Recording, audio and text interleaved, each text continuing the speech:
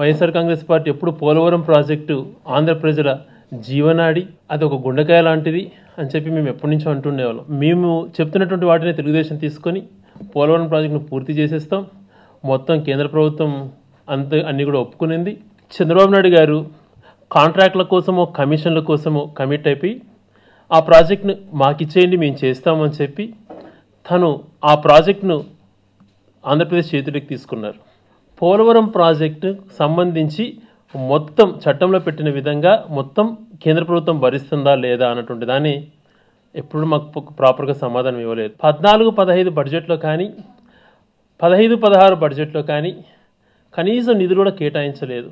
మరి ఈ బడ్జెట్లలో నిధులు కేటాయించలేదు కదా, ఏంది ఇది మోసపుచ్చేటువంటి ధోరణిగా కనిపిస్తోంది అని చెప్పి మేము ప్రశ్నిస్తే నాబార్డు ద్వారా డబ్బులు వస్తున్నాయి, నాబార్డు ద్వారా వస్తాయి, వరల్డ్ బ్యాంక్ ద్వారా వస్తాయి, మీకెందుకు డబ్బులు వస్తున్నాయి కదా అని చెప్పి మమ్మల్ని అంటున్నారు. 2014 తర్వాత పెరిగినటువంటి కాస్ట్ అంతా కూడా రాష్ట్ర ప్రభుత్వమే భరించాలా అని చెప్పి పెద్ద పిడుగు నెత్తినేశారు. దీన్ని గత 2 రోజుల నుంచి కనీసం ప్రశ్నించే స్థాయిలో కూడా తెలుగుదేశం ప్రభుత్వం లేకపోవటం, ఇటువంటి ఇంపార్టెంట్ దాంట్లో చర్చలో పాల్గొనకపోక కెమెరాలు కనపడకుండా నక్కి దాక్కొని రాజ్యసభలో ఎందుకు తెలుగు రాష్ట్ర ప్రజలు గొంతుకోశారు? ఎందుకు దీనిపైన ప్రశ్నించలేదు? కేవలం మీ కమిషన్ల కోసం ఆంధ్రప్రదేశ్ను తాకట్టు పెడతారా? పోలవరం పైన మాకు చిత్తశుద్ధి ఉంది, పోలవరాన్ని సోమవారం అనేదాన్ని పోలవరంగా మార్చేస్తాం అన్నటువంటి మాటలు చెప్తున్నారు. కానీ సోమవారం పోలవరం కింద కాదు, అది కాంట్రాక్ట్ల వారం, కమిషన్ల వారం కింద మార్చేసుకున్నారు మీరు. ప్రత్యేక హోదా అన్నటువంటిది లక్షల మందికి సంబంధించిన అంశము, కోట్లాది మంది మన ఆంధ్రప్రదేశ్ చరిత్ర మారిపోతుంది, ప్రత్యేక హోదా గురించి పోరాడదాము అని అంటే దాని రకరకాల కారణాలు చెప్పి ప్రత్యేక హోదా మాకు అవసరం లేదు అని చెప్పి రాష్ట్ర ప్రభుత్వం చెప్పించుకొని పోలవరం కాంట్రాక్ట్ల కోసం ప్రత్యేక హోదాను తాకట్టు పెట్టారు. ఈరోజు ఇక్కడేమో అనేకమైనటువంటి కష్టాలు ఉన్నాయి.